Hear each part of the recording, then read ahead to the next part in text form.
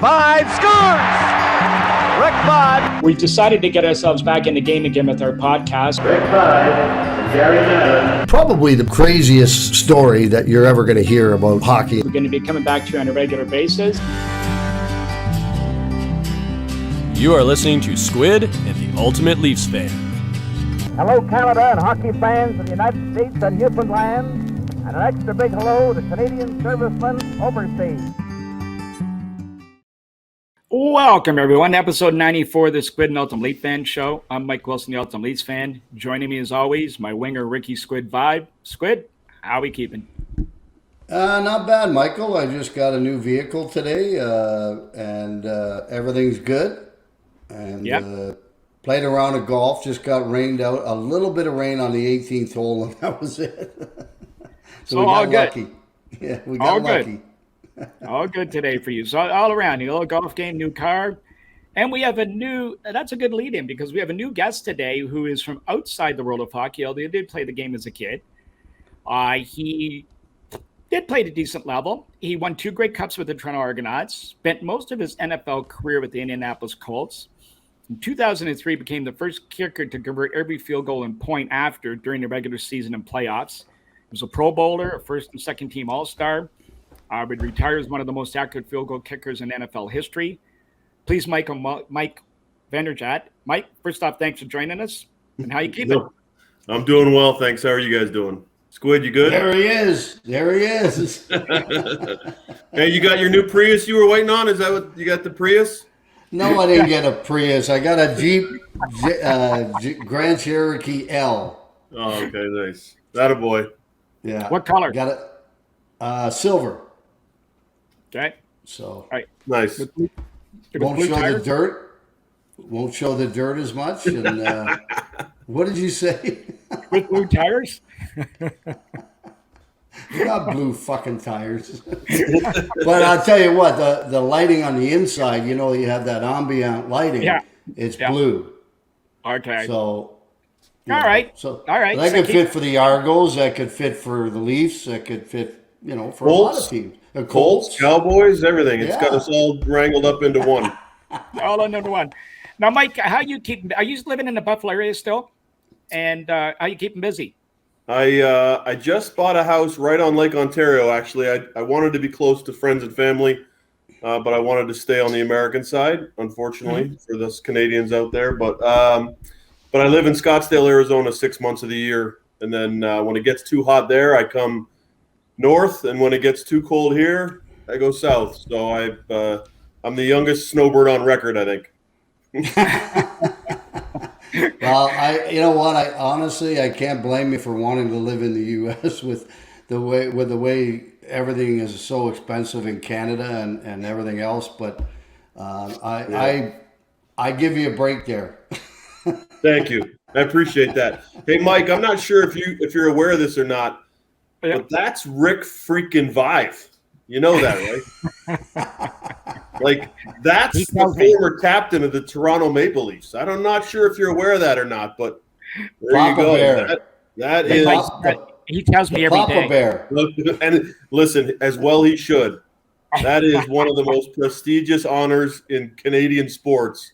You got being that the captain right. of the Toronto Maple Leafs, and yes, I'm thankful and honored to be. I would say we consider each other buddies now, Rick, don't we? Absolutely. Okay, good. Then, Wait after the road trip. Listen, we can't give that away. I don't think we don't have it. It's too good to just throw out there willy nilly. We could do a little teaser on it, but I think that idea is absolutely awesome. We'll save that one for the end, and we'll give the people a little teaser, maybe just to. I've got a great addition for it that I haven't told Rick yet. That it's going to be really freaking good. Well, these guys, for the listeners out there aren't aware, these guys met last weekend at an event in Collingwood, north of the city of Toronto, and they became fast and furious friends right off the bat. And Squid actually called me on the way home, and he said, I got a guy for next week, Mike Vanderjagt. I said, oh, yeah, of course. And he said, you got to listen to this guy. First off, what he's doing in this world of NFTs. First off, the guy's funny as hell. So you got to listen to this guy's character. And secondly, he said the stuff he's doing with these NFTs is phenomenal. It just blew him away. And he said, Well, let's get talking about that. So, Mike, why don't you fill us in what's happening in that world? And the slap-ons, too. Slap it on. Or slap it on, whatever. Slap it on. There you go. I'll get you up I thought you said strap it on. Believe me, that's not the first time I've heard strap-ons and slap it in and all kinds of, yeah.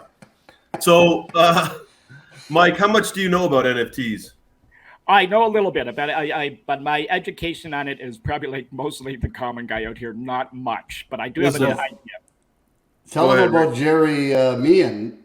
Well, we'll get into that. Jerry Meehan actually contacted me some time ago because I'm in the appraisal business now and doing sports appraisals after my collection. And Jerry contacted, and he wants to do something in the NFT world with memorabilia related to the athletes. And I actually want you guys, we've actually did a 3-way email between Rick, myself, and Jerry right after. And we suggested you two connect and have a chat. And we're going to arrange that when we get off the air. So that's where we're going with that part also, Mike. Awesome. I love it. He was my general manager in Buffalo, Mike, and he's a lawyer, and he's very interested in it. And I told him, well, you need to talk to the man himself because he knows every damn thing about it. Well, that sounds awesome. I actually had a call with Bernie Nichols earlier today about it. Bernie's like, who else do you want? Bernie's obviously got a relationship with Wayne and Mario and Teemu Solani. Bernie's part of that elite 70 goal club. Yep. That we would love to be able to get all guys that have scored 70 goals and do NFTs based around that. Dennis Marokov that we met up there at Collingwood, he wants to be part of it as well. He's in the 60 goal club, and no slouch being a 2-time 50 goal scorer. We want to start doing some stuff around 50 goal scorers, headlined by, I don't know, Mike, if you know this, but he was the captain of the Toronto Maple Leafs. So, but yeah, the cool part about our NFTs for Slap It On is that there's a thing called a utility. Do you know what a utility is, Mike? It's like that kind of, it's an add-on basically that once you've bought the NFT, what else do you get it that gives you a little bit of perks? Okay. So our Slap It On app has the ability that somebody buys Rick Five's NFT, we can geo-fence Rick into their house.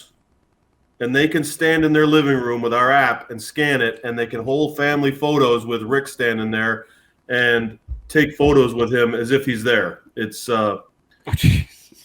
fantastic. Crazy. So anybody that buys our NFTs with our athletes, we will geo-fence them into the house and make it, well, unlike any other NFT that you buy out there, which is really cool. We're also developing with a company called Department of Good. They are creating their own, I guess, space to buy an NFT. Now, if you buy an NFT right now out there, most places charge you $120 gas fees. And you're looking at going, what the heck is a gas fee? And it literally is exactly what it sounds like. It's literally having to pay for gas to generate these NFTs. That's the extent of what I know about it. So please don't ask me to explain in greater detail because it's not going to happen.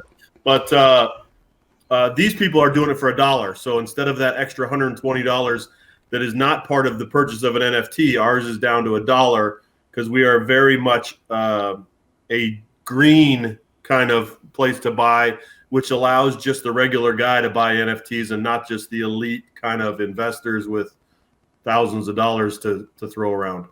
Well, one of the things that excited Squid that he told me about, and let's see if the translation came through as it should have. I doubt it, but we'll give it a shot. Okay, so he suggested that the buyer of an NFT could put a picture on the wall, and on that picture, Squid, let me finish and you can fill in. And then what they do is if they point the app from their phone at the picture or whatever it is on the wall, the out figure of the athlete. The guy he used was Kawhi Leonard as an example. So Kawhi Leonard would be on a shape on the wall. You would point the app at it, and then it would generate the Philadelphia shot, and you'd watch that on the screen on the wall.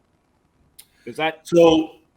That's two separate things. I mean, we can do that. We can add a decal to an NFT that allows you to do that. But these are just decals unrelated to NFTs. We are a company with two different avenues of.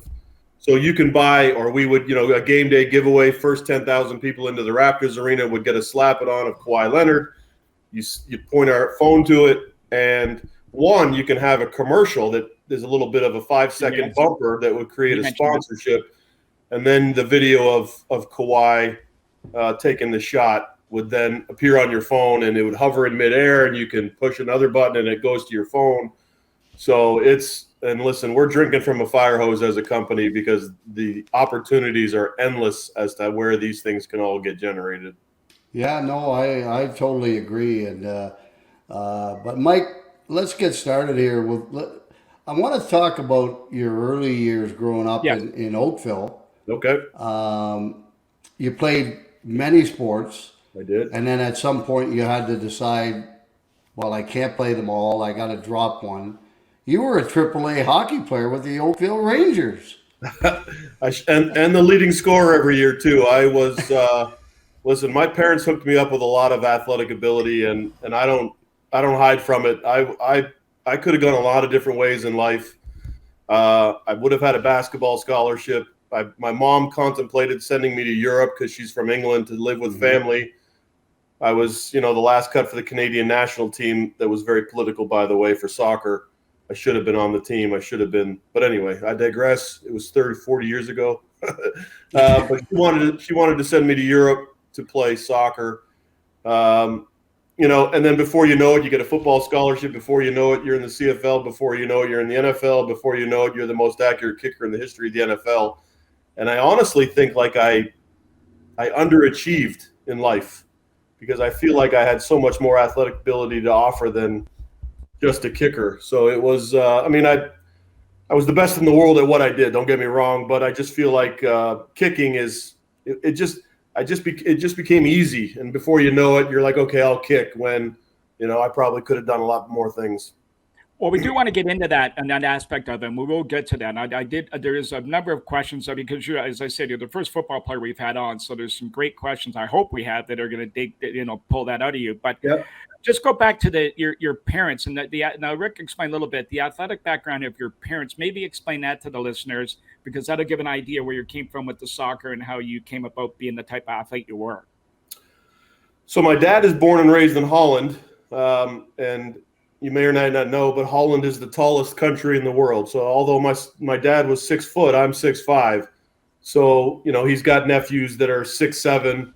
They're also goalkeepers in Holland. So the height came from my dad's side of the family. He came over to Canada by himself when he was 18 years old, which is a crazy decision. My mom was born and raised in England.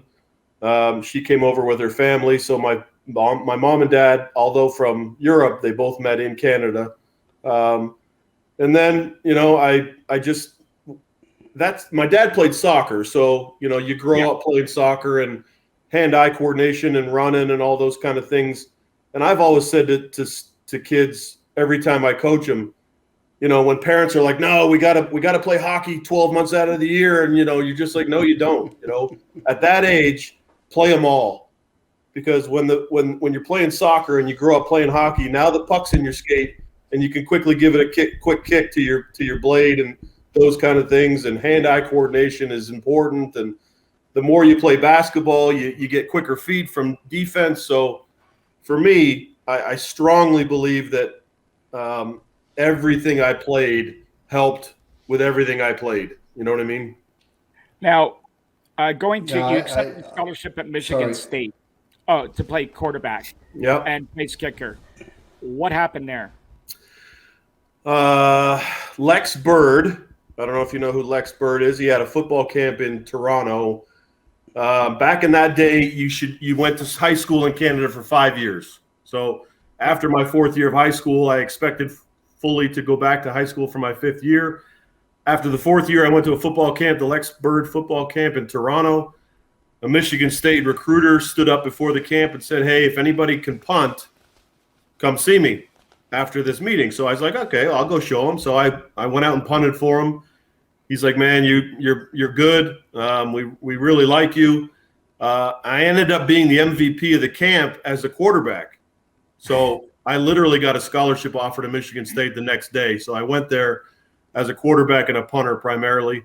But to be honest with you, I was an 18-year-old kid from Canada going to big boy football in the States. So all of these guys lifted weights and were so focused. And I got there, and, I didn't lift weights in high school. I just kind of, whatever sport it was, you go play. So to some extent, I felt like I was a little bit, out of my element, if that's possible, that those guys were just so finely tuned machines at being American football college athletes, Division I.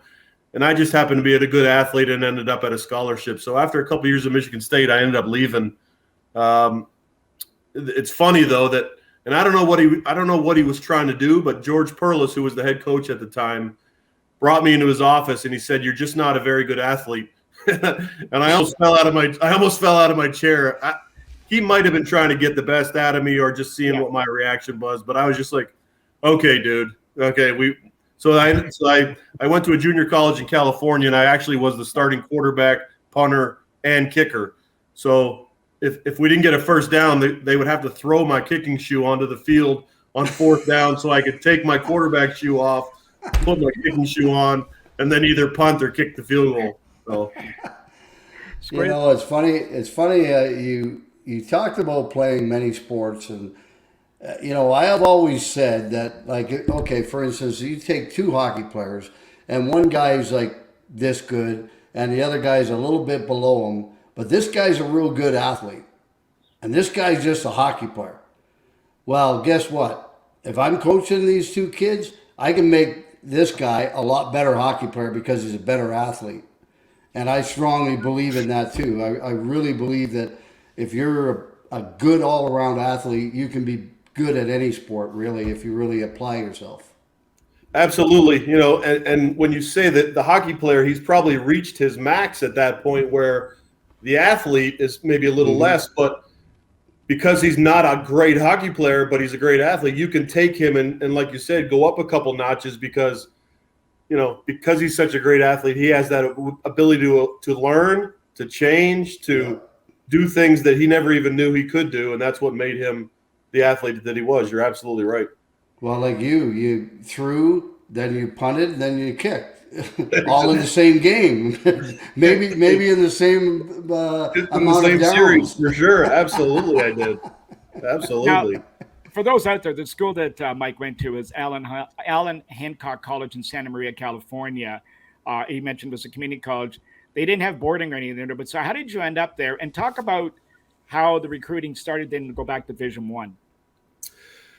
I don't remember. There was a guy that played for the Winnipeg Blue Bombers, a Canadian linebacker. I don't remember what his name was, but somehow he went to that junior college, and somehow I got the name of the junior college. I ended up just going there on a whim, ended up beating out the quarterback that was there the year before. I got 2 scholarship offers actually after the season, one from Long Beach State, and Larry Brown, I think the defensive back for the Raiders, the Hall of Famer, was the head coach at Long Beach State at the time. So when I went and met with him, that was pretty cool. Yeah. And then I went to Bowling Green for another visit, and Mike Farragelli is the son of Joe Farragelli, who coached the Alouettes. Yeah. He was my recruiting guy with Bowling Green, and then kind of the 11th hour, West Virginia came in and said, "Hey, we need a punter.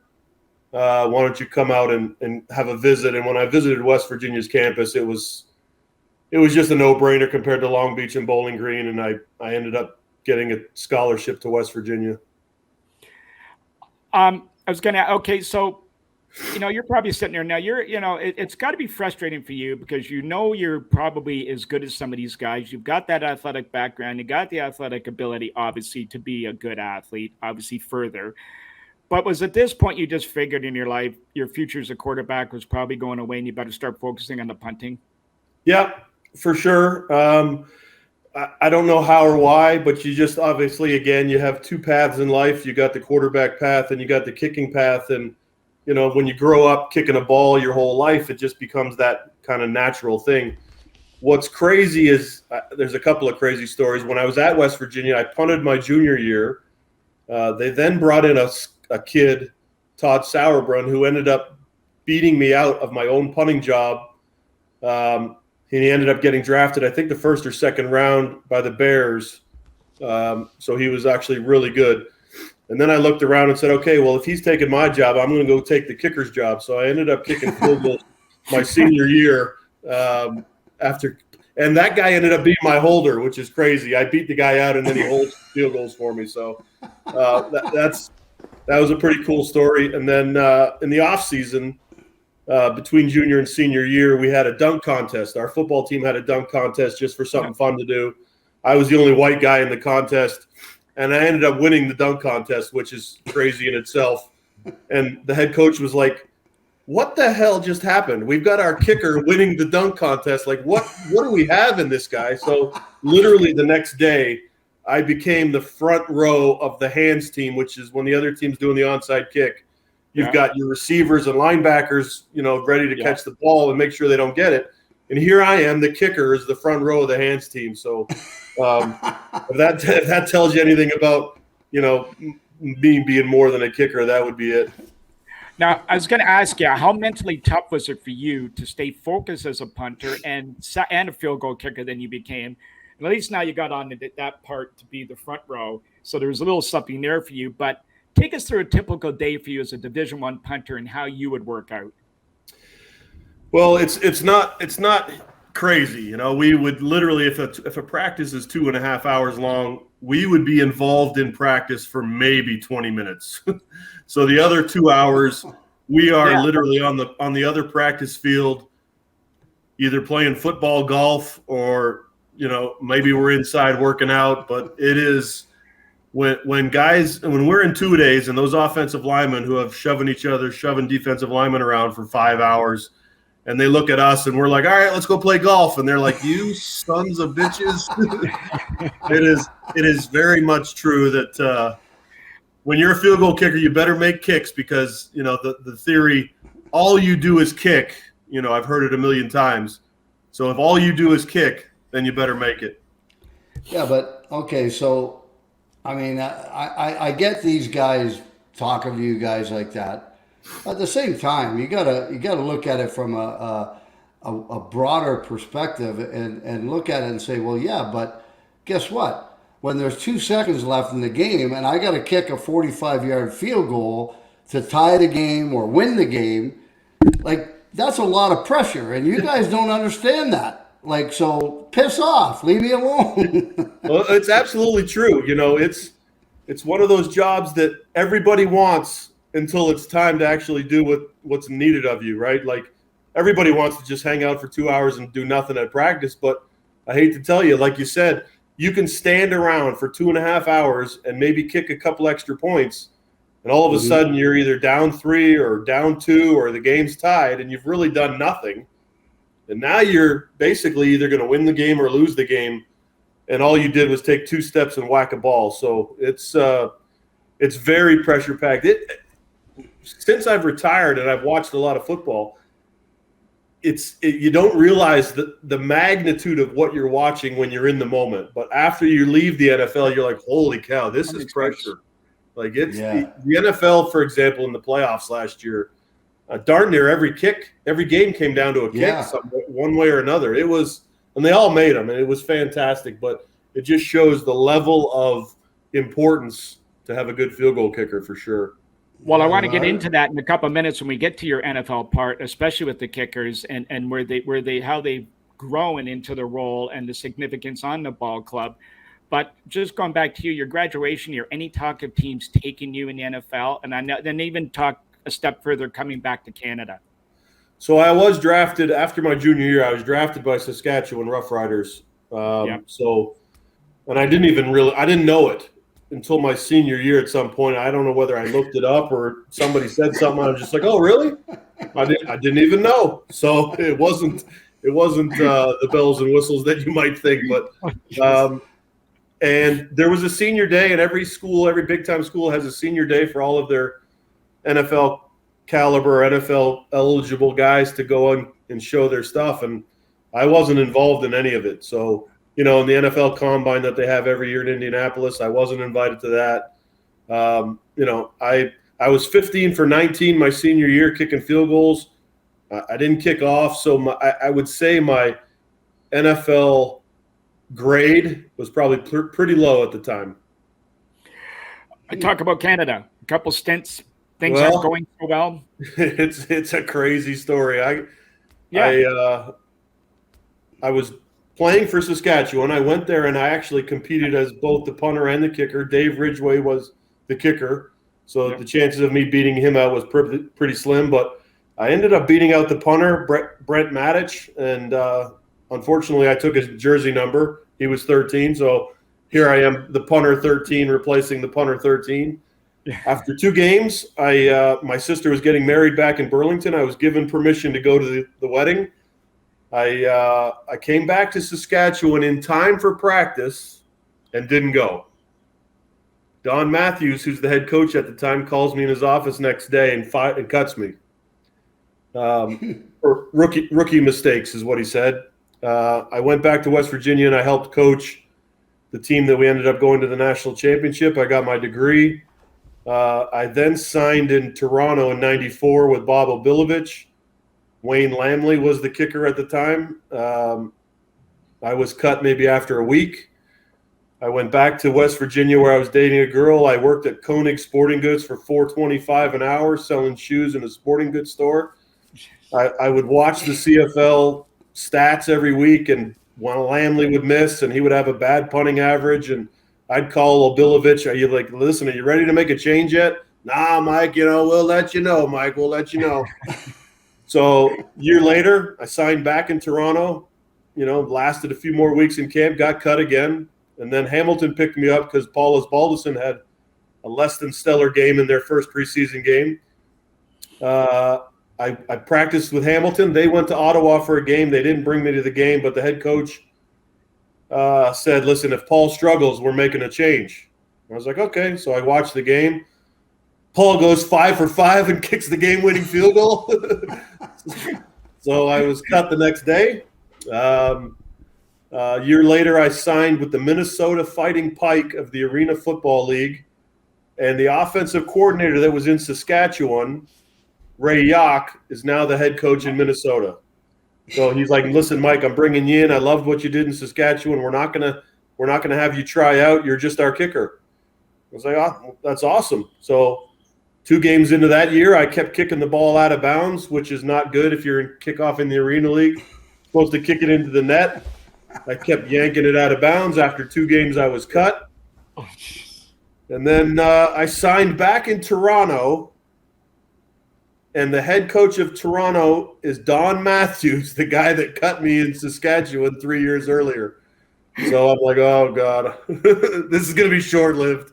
So we had a preseason game. They just signed Flutie. Me and this American kicker were alternating kicks. We go into overtime. It's not my turn to kick, so my jersey's out. I'm standing around just watching, and all of a sudden we're driving the ball. Don Matthews walks over. He goes, listen, I want you to take the next one. I was just like, okay, well, that's interesting. So I tuck my shirt back in. I get ready. 38-yarder. Doug Flutie's holding. I'm like, oh, my God, the greatest player in the history of the CFL is my holder. It's to win a game. It's to win a job. I made the 38-yarder, and then, we went 15-3. Our 2 years in Toronto, we won both Grey Cups. Yeah, I was the Canadian MVP of the Grey Cup in the '96. I went 5 for 5 in a snowstorm. I then went 4 for 4 in a Grey Cup the following year. So I'm 9 for 9 in 2 Grey Cups. And a real kind of funny story that I keep telling everybody. Well, I have 2, so I hope you have a minute. We do. We have an hour. Then I'll talk slow. So Doug Flutie wins the CFL MVP of the Grey Cup in '96. I win Canadian MVP. Doug wins a truck. Mike wins 2 tickets. Canadian Airlines flies. Okay, so he wins 30 grand. I win $300. So the following year, Doug's the Grey Cup MVP. He wins another truck. I go 4 for 4. They give the Canadian MVP to Paul Mazzotti. Doug gives Paul the truck. I'm just like, hello? How about the kicker that went 9 for 9? Can I get a truck? But anyway, it was pretty funny. And then, I started I think I had 8 NFL workouts after that season because I was an unrestricted free agent. So I worked out for the Bears, the Jets, the Vikings, the Colts, the Seahawks. I don't remember who else, but my Jets story is that Bill Parcells was the head coach at the time. I went out to New York to try out. I'm doing my tryout, and I look up in the building, and Bill Parcells is sitting in the window watching my workout. And I'm just like, oh, okay. Well, and, 10 or 15 minutes later, my workout was terrible. It was cold. It was rainy. I didn't hit it very well. I look up in the window, and the curtains are closed. I think Bill had seen enough. So I wasn't signing in the Jets anytime soon. Oh, wow. That was quite a journey. It's like that song, like, I've been everywhere, man. There you go. That's right. I've been in Minneapolis, Saskatchewan, Hamilton, Minnesota. Okay, so you've got some pedigree now with your Grey Cup experience and, kicking important kicks in important time in important games. But how does a Canadian punter place kicker distinguish himself at an NFL camp with a different game and all that surrounding you? Well, from a financial standpoint, I looked at it like this. I'm going to go to this NFL camp. If I get cut, I'm going back to Canada. I'm going to be the highest paid kicker in CFL. I'll make my $100,000 and, everything will be rosy. So when I went to Indianapolis, I got a $26,000 signing bonus and I got a $15,000 roster bonus.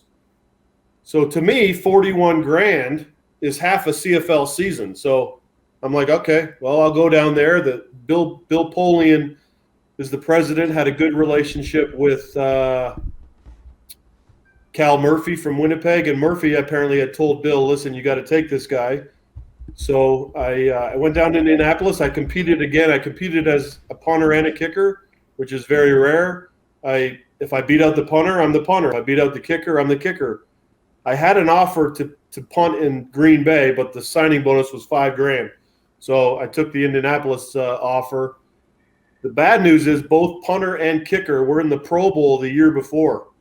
So it was a little bit of an uphill battle, but the crazy kind of ironic story is that the kicker, he was in New Orleans a couple of years ago, and Jim Mora Sr. cut him.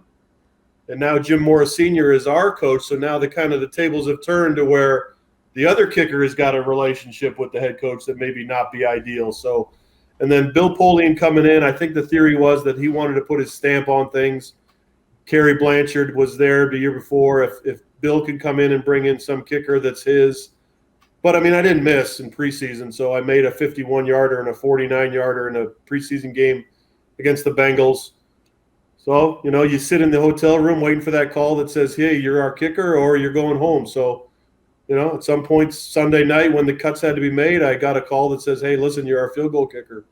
Well, Bill was in Buffalo. You know what? Yeah, Bill was the guy that did all the 4 Super Bowls. He was the guy that built those Buffalo. teams. So he would be familiar with the Canadian Football League. So he would have known you. And surely to Christ, these guys, they do a little deeper dive into your background. A Division I player, scholarship player at 2 major universities, 4-sport athlete, 2 championships, kick under pressure. You've got big size. So all that's going for you. You do have the pedigree, but surely to goodness, they must have taken that into account.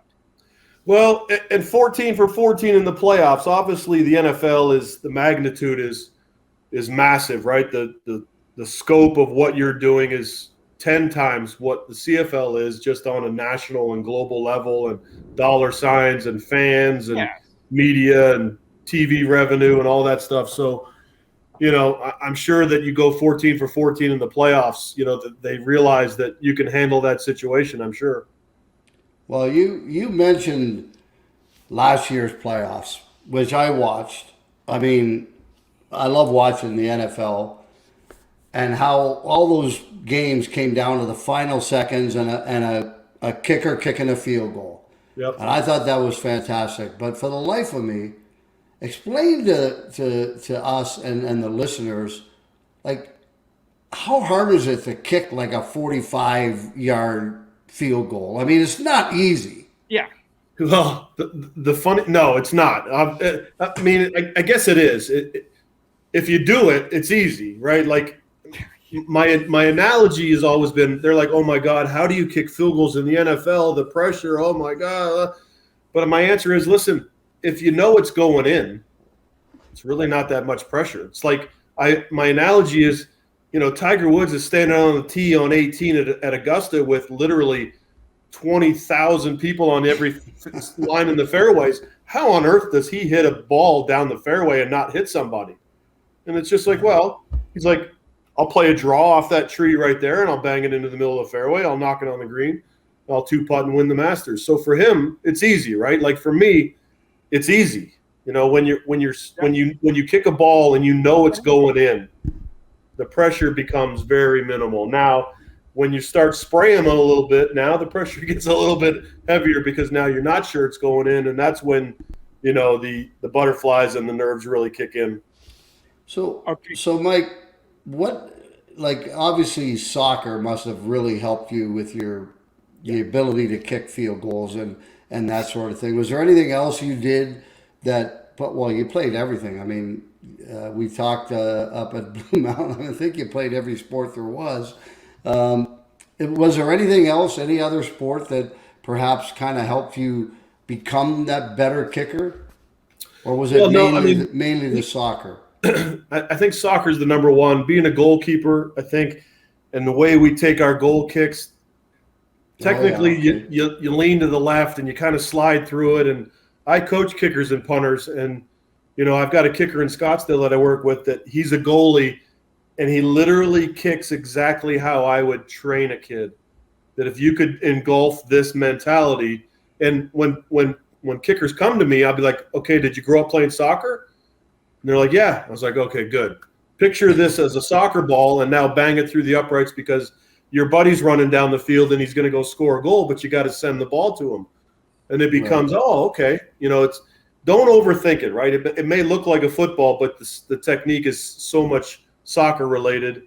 And I would say, listen, from a pressure standpoint, I played basketball and always wanted the ball in my hand. So, from a pressure standpoint, the desire for me to control my own destiny, when you have such little input on a football game as a kicker, when you do have that input, you better take advantage of it.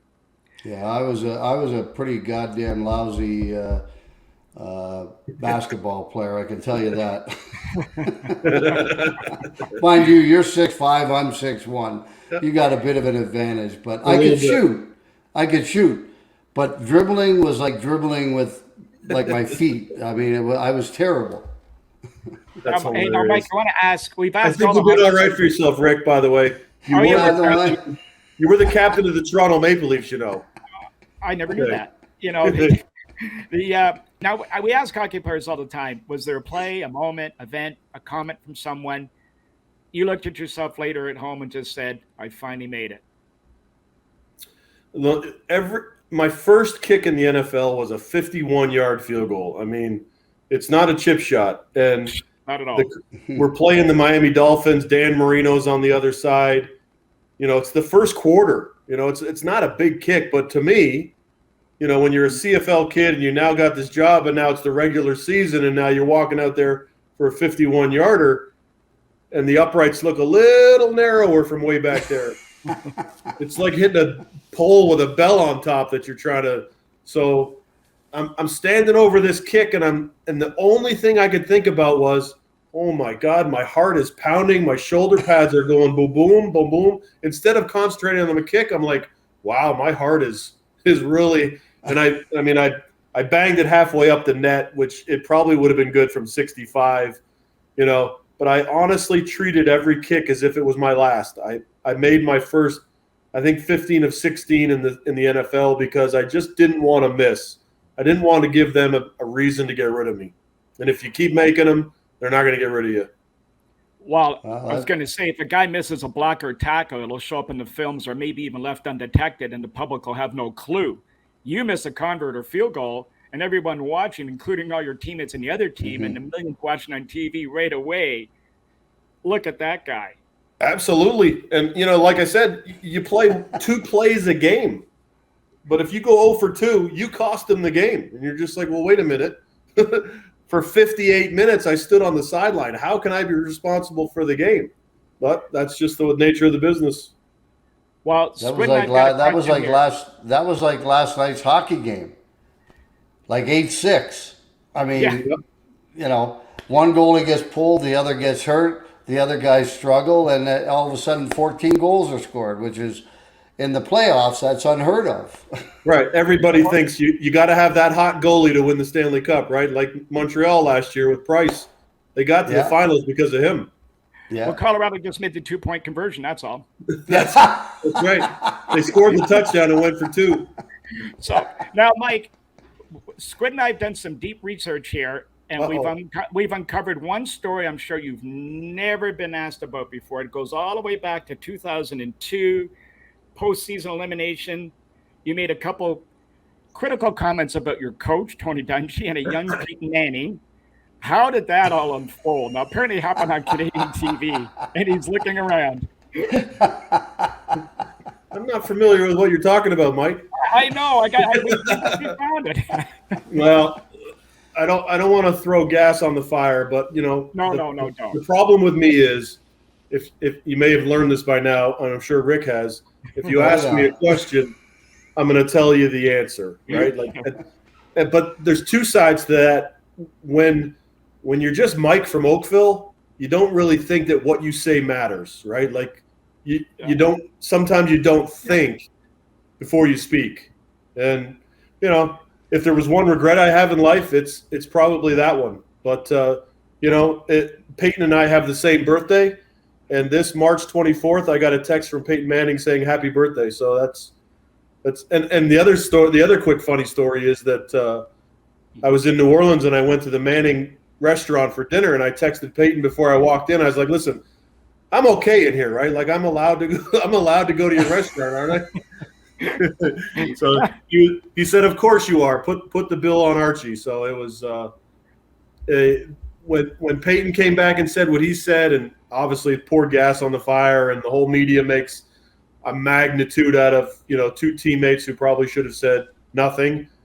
The next time I saw Peyton in the weight room, I walked over to him and I was like, "Dude, what were you thinking?" And he was like, "What was I thinking? What were you thinking?" I was like, "Yeah, good point." So we buried it pretty quickly. I went and met with Dungy. That was a non-issue. Tony and I still talk today. But the media wants to think that, everybody hates everybody, and that's just really not the case.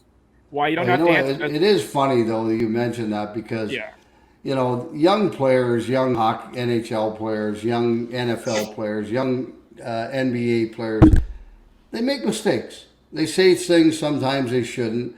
They make mistakes on the field or on the court. Yep. And, and I mean, they don't know how to deal with it sometimes. And they say things that perhaps if they had a thought about it, they wouldn't have said.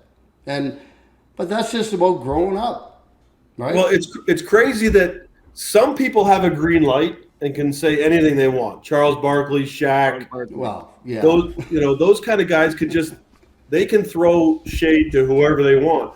Other guys throw shade, and they're the worst person in the world. I'm not sure how that works, but anyway, and you're right. Show me somebody who's perfect, and yeah, exactly. There's a lot of shit in that closet. Do you think that person's perfect? So, do I regret it? Absolutely. Do I like Peyton? Absolutely. But we had just lost 41-0, I think it was, to the Jets. And I was annoyed. I was annoyed at how we played. I was annoyed, and again, it goes back to the fact that I'm a freaking fierce competitor. I didn't want to just be in the NFL. I wanted to be the greatest kicker in the NFL, and anything less was unacceptable. And when you lose 41-0 and you're standing on the sidelines watching the debacle, it pissed me off. Hey, listen, I'll bet you. I can imagine it did. No, but I'll bet you there was and you don't have to answer, but I'll bet you there was a few guys that didn't disagree with what you were saying. And, you get in any political environment like that with players and guys speak up. A lot of guys don't have the guts to say it, and you did. Now, here's where I'm going to give you your dues as a good Canadian guy, because as a good Canadian kid, you stepped up and backed it up in 2003 because you didn't miss, and you carried that over to 2004. So you backed up your words. I certainly talked myself into a corner, and I kicked myself out of it for sure. I didn't miss at the end of 01. I went all the way through 02 playoffs and into 03. I mean, it was a long stretch between misses. So, there was a couple in there that I can tell you about that. When you make 42 in a row, you got lucky a couple times. We had a Monday night game against the Buccaneers. We were down 21 with 4 minutes left in Tampa. Oh. It's Tony Dungy's birthday. He used to coach for the Bucs. Literally, we're down 21 with 4 minutes left. Yeah. Okay, they leave Marvin Harrison open. Peyton hits him for a touchdown. I kick an onside kick. We recover the onside kick.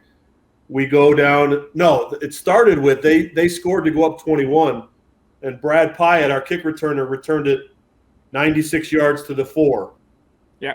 We score the touchdown. I kick an onside kick. We recover. They leave Marvin open. Now we're down 7 with, I think, even 2 minutes left. It was so fast. We get the ball to them. They don't do anything. Peyton goes down. We go into overtime. And now I've made 18 in a row out of my 42 at this point. We're going into overtime. 39-yard field goal. I miss. But Simeon Rice, the defensive lineman for the Buccaneers, leapt to try to block the kick and landed on one of his own players, which is it's illegal, right? You can't jump and land on your own player because it's like elevating the guy to try to make the kick better, block the kick. So the miss obviously gets taken off the board. We move up 15 yards, and now it's a 24-yarder. The guy coming off the right edge, I chunked the field goal. The guy coming off the edge tips it and actually tipped it in, off the inside of the upright and in. And that's how we win the game. Everybody's like, oh, my God. And I'm looking at it like that's the worst kick I've ever made. And here we are celebrating that I've kicked this game-winning field goal, and it was awful. And then the next week we had a home game, and I hit the other upright that went in. So when you make 42 in a row, you get lucky. Yeah. Now, I guess that's why you were a good goal scorer when you played hockey. Yeah, you banged them off the post, right?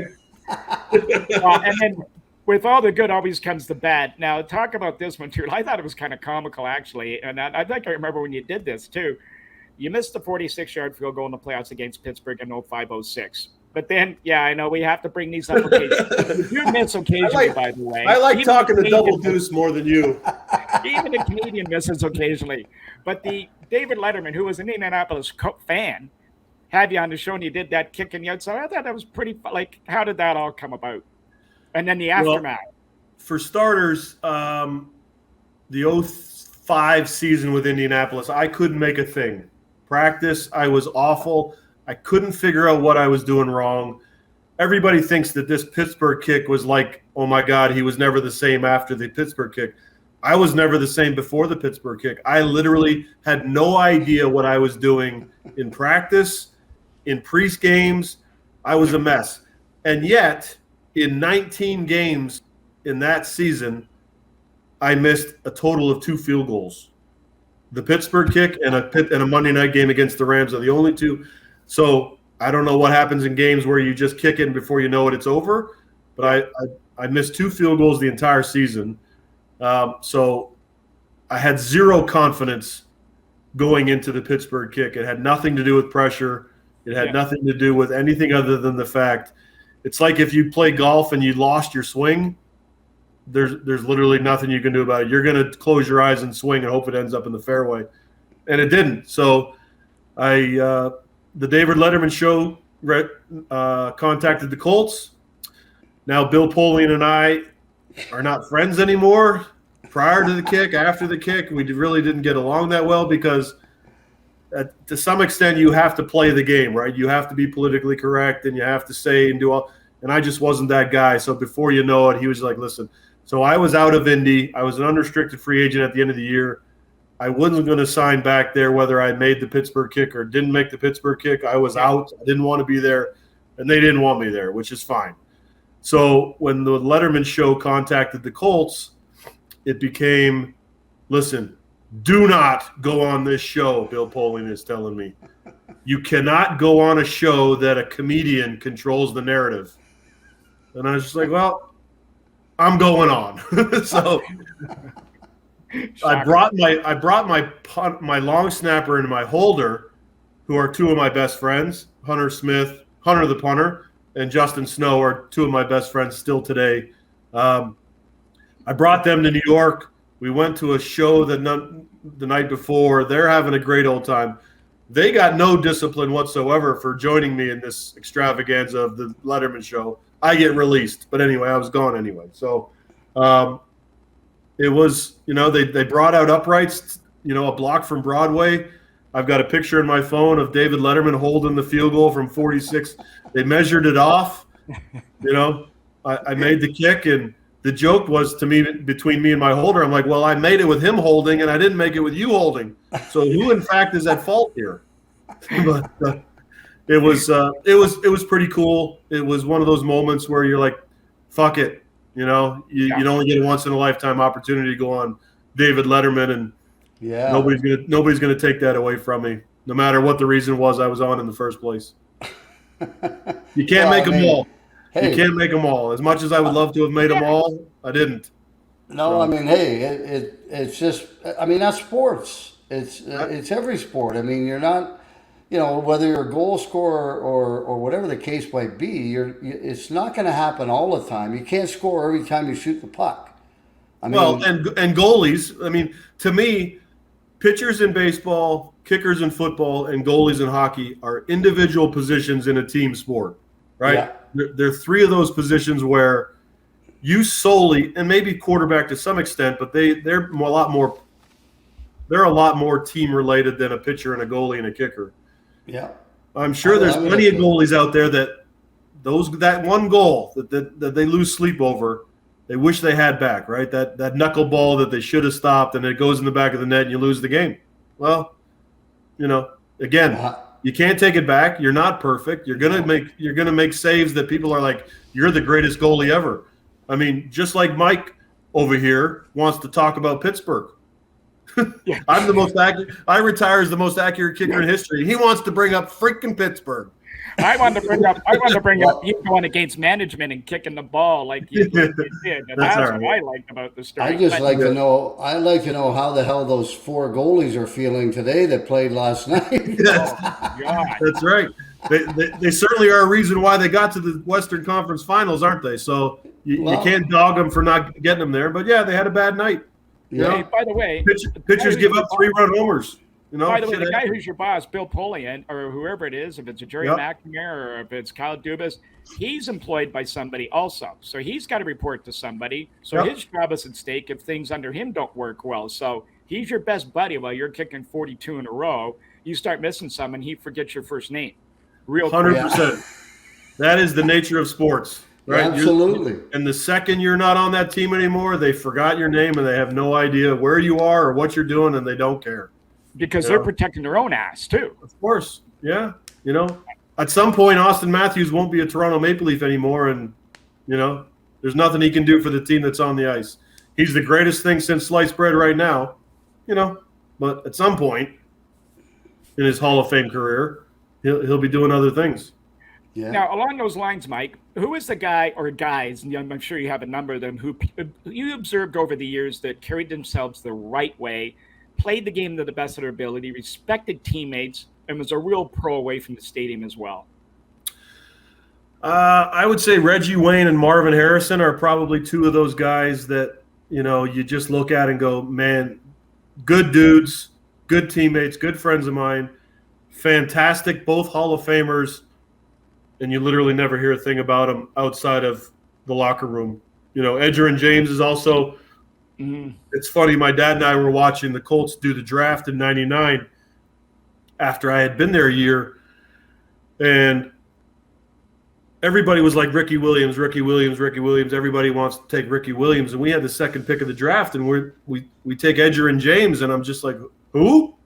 Dreadlocks, gold teeth, and you're just like, oh my God. And the second you realize when you meet him, don't judge a book by its cover, because Edgerrin James is a good dude. He lives in Naples. When I was living in Marco Island, we owned a restaurant together, and he is absolutely a fantastic human being. He's a great father. He's got a bunch of kids, but he's a good dad. And he's another guy that busted his ass on the football field and then lived the right way off it. So, there's a few right there. I love that, thing about don't judge a book by its cover. So many people, fans especially, are so quick to judge when they don't even know the damn people that they're watching on TV or in the stadium or whatever the case might be. And unfortunately, guys get bad reputations because of that. And, it affects them mentally, physically, whatever. I mean, but, I feel the same way. I mean, it's like, unless you are with that person on a daily basis, you don't know them.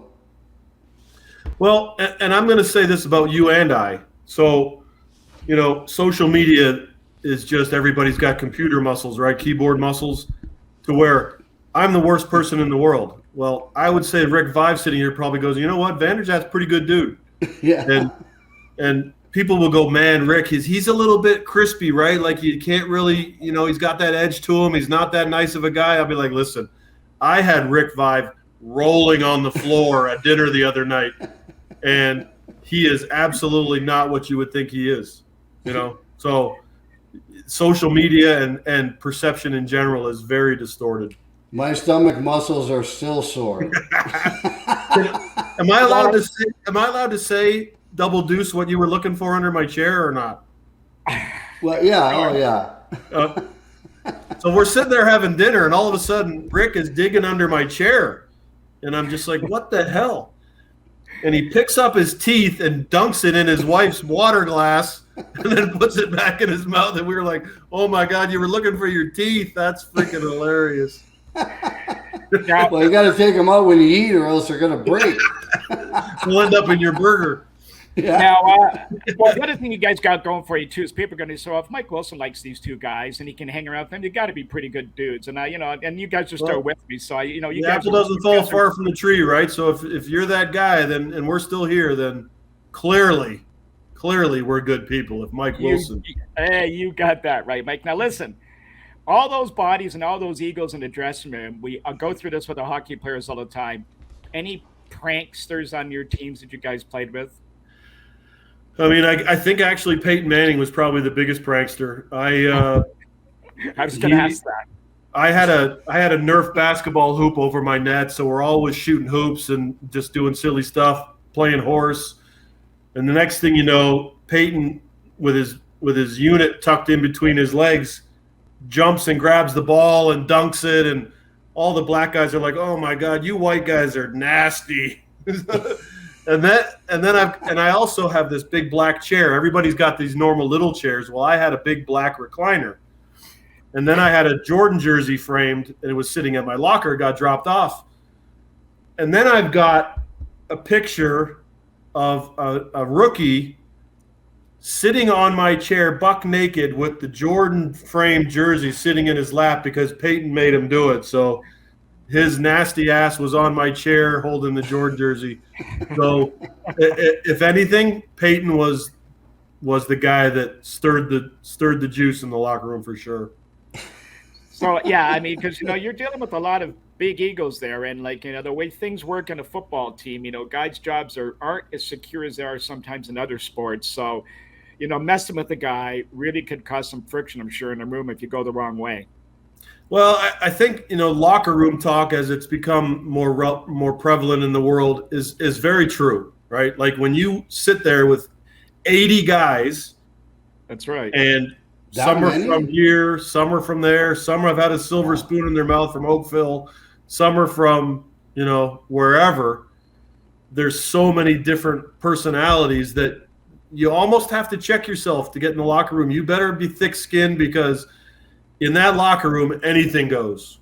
It really does. You can say anything, you can do anything. Maybe not so much anymore, but especially with phones, because now you'll get recorded out the yin yang. But you just better be thick-skinned, because at the end of the day, we all want the same thing. 1, we want to be great at what we do. 2, we want to win, and 3, we want to make as much money as we can at the time. So, those things all encompassed in the locker room. At the end of the day, we all realize what our goals are.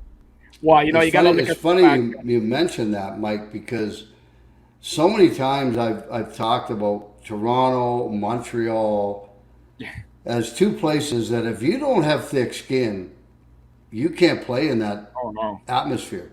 I mean, it's just not going to work.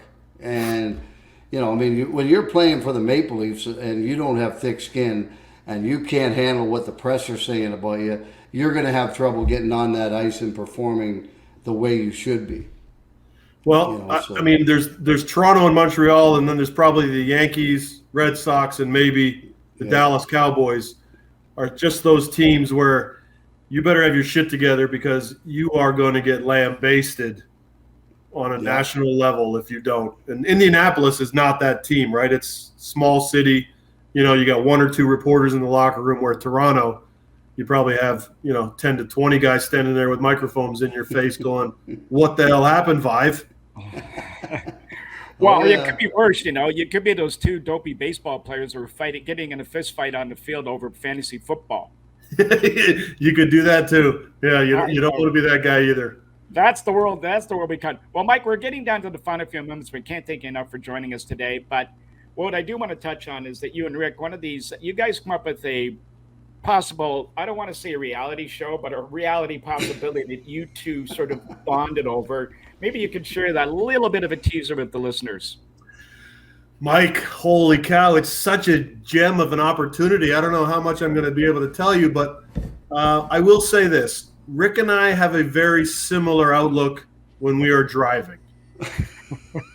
Okay, and the people and the people that surround us. Okay, we handle things very similarly. So the Vive and Vandy vacation is a very real opportunity to get a little dive into who we are when we're behind the wheel. We have a lot of ideas that we would like to surround this. And listen, Rick, here's what I want to do. Okay, I will tell you this, that we want to have a famous person call every episode. Okay, 1 famous person. So I'm thinking we start with Peyton, and Peyton calls and go, "Hey, Vandy, how are you?" And I'll be like, "Hey, Vandy, it's Peyton. How are you?" I'll be like, "Peyton? Manning, quarterback." And "Hey, Peyton, how are you?" So we're going to have the Leaf captains call, and they're going to go, "Hey, Squid, it's Daryl." And you're going to go, "Daryl? Sittler, captain, Toronto Maple Leafs. Oh, hey, Daryl, how are you?"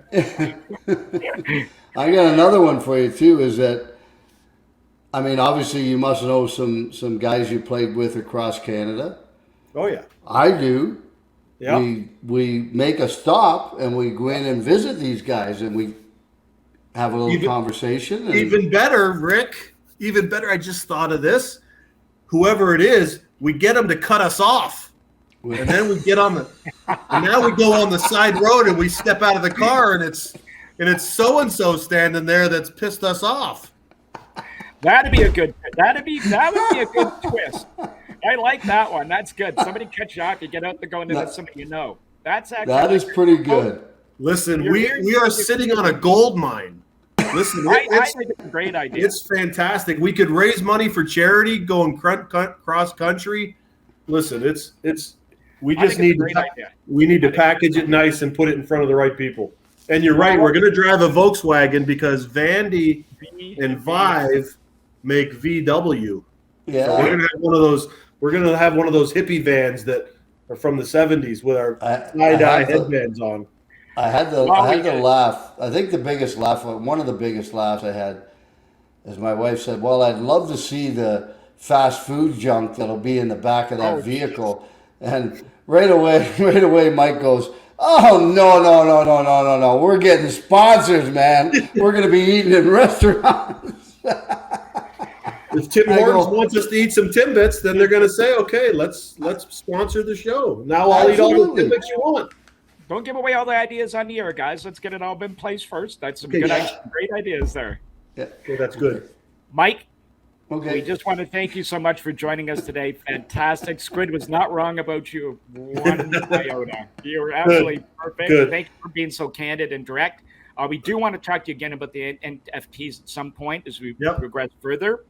And listen, all the best in the future moving along with this. So listen, Mike, as much as I enjoyed our conversation, you are with the captain of the Toronto Maple Leafs. And I am very thankful to be friends with Rick Vive. Rick freaking Vive, that is right there. So I appreciate the time, fellas. Okay, thanks.